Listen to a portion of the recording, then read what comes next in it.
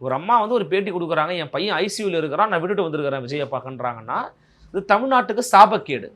தமிழ்நாட்டுக்கு உண்மையிலே ஒரு சாபக்கேடு. அந்த அம்மாவை திட்டியோ அந்த அம்மாவை அறிவுரை சொல்லியோ நமக்கு பலனே கிடையாது.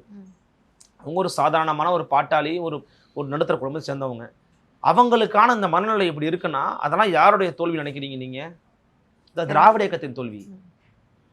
திராவிட இயக்கத்தின் தோல்வி. நீங்க 75 ஆண்டுகளை கொண்டாடுறதுக்கு உனக்கு வந்து தகுதியே கிடையாது. உனக்கு உண்மையிலே தகுதி இருந்துச்சுன்னா இன்னைக்கு பின்னாடி இளைஞர்கள் இருக்கணும். ஒரு ரசிக மனப்பான்மையோட ஒரு திரை நட்சத்திரம் கட்சி ஆரம்பிச்சா பின்னாடி போய் குவியறான். Without any ideology.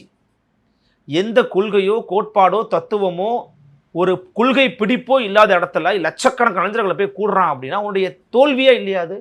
அப்ப நீ என்ன வேலை பார்த்துருக்கிற?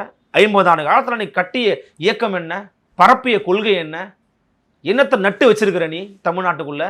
அப்போ அவங்களுடைய தோல்வி தான் இன்னைக்கு விஜய் பின்னாடி இருக்கிற அந்த கூட்டமா நான் பார்க்குறேன்.